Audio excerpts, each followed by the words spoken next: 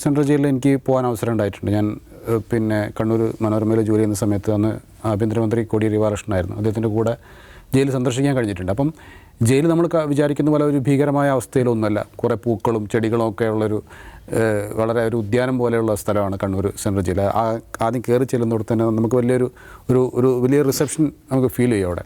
അപ്പോൾ അങ്ങനെയുള്ള സ്ഥലത്താണ്. അപ്പം അതിൽ തന്നെ ഒരു 10ാം ബ്ലോക്കിൽ ഒരു ABCD എന്ന് പറഞ്ഞ 4 ചെറിയ ബ്ലോക്കുകളുണ്ട്. അപ്പോൾ അതിലാണ് ഈ ഗോവിന്ദച്ചാമി അടക്കമുള്ളവരെ സെല്ലുകളാക്കി പല സെല്ലുകളിലായിട്ട് വെച്ചിരിക്കുന്നത്. അപ്പോൾ ആൾ കൂടുമ്പം 2 പേരായിരിക്കും, അല്ലെങ്കിൽ ഓരോരുത്തരായിരിക്കും ഈ സെല്ലിലുണ്ടാവുക, ഈ കൊടുംകുറ്റവാളികളെ വെക്കുന്നത്. അതിൽ ABCD ഇപ്പം ഒരു മാസം Aയിലാണെങ്കിൽ അടുത്ത മാസം Cയിലായിരിക്കും, അതിൻ്റെ അടുത്ത മാസം Dയിലായിരിക്കും. അങ്ങോട്ടും ഇങ്ങോട്ടൊക്കെ മാറ്റി ആണ് താമസിപ്പിക്കുന്നത്. കാരണം അതൊക്കെ സുരക്ഷയുടെ ഭാഗമായിട്ടാണ്. കാരണം ഇതുപോലെ തുരക്കുന്നുണ്ടെങ്കിൽ അത് നിർത്താൻ വേണ്ടിയിട്ടാണ് അടുത്ത ബ്ലോക്കിലേക്ക്. അങ്ങനെ ഒരു കൃത്യമായ ഒരു ആസൂത്രണത്തോടു കൂടി ഒന്നും നടപ്പിലാക്കാൻ കഴിയില്ല ഇങ്ങനെ കൃത്യമായ ഇടവേളകളിൽ മാറ്റം വരുമ്പോൾ.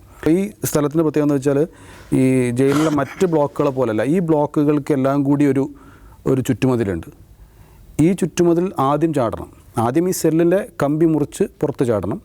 പിന്നെ ഈ ചുറ്റുമതിലിന് ഒരൊറ്റ ഗേറ്റേ ഉള്ളൂ. ആ ഗേറ്റിലൂടെ കടക്കണം. പക്ഷേ അവിടെ പാറാവുകാരനുണ്ടാവും, അതുകൊണ്ട് ഗേറ്റിലൂടെ കടക്കാൻ പറ്റില്ല. ആ മതിൽ ചാടണം.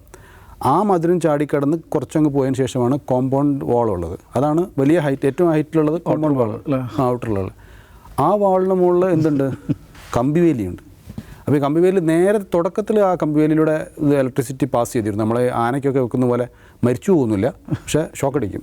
അപ്പോൾ അങ്ങനത്തെ ഉണ്ടായിരുന്നു. ഇപ്പോൾ അങ്ങനെ ഇലക്ട്രിസിറ്റി ഇല്ല എന്നാണ് ഞാൻ മനസ്സിലാക്കുന്നത്. അങ്ങനെ അതും കടന്ന് വേണം അപ്പുറത്ത് കടക്കാൻ. ഒക്കെ ഉണ്ടായിരിക്കുകയാണ് ഇയാൾ ചാടിയിരിക്കുന്നത്. അപ്പം ഈ സിറ്റി പോലീസ് കമ്മീഷണർ വാർത്താസമ്മേളനത്തിൽ പറഞ്ഞത് 20 ദിവസമെങ്കിലും ആസൂത്രണം നടത്തിയിട്ടുണ്ടാകും എന്നുള്ളതാണ്. അപ്പോൾ ഇയാളുടെ കയ്യിൽ നിന്ന് ടൂളുകൾ കണ്ടെടുക്കുന്നുണ്ട്.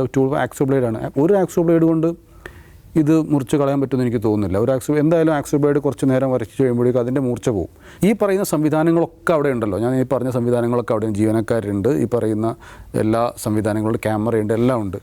ഇതെല്ലാം ഇയാൾക്ക് മറികടക്കാൻ കഴിയുന്നു എന്ന് പറയുന്ന സത്യത്തിൽ ഞെട്ടിപ്പിക്കുന്നത് തന്നെയാണ്.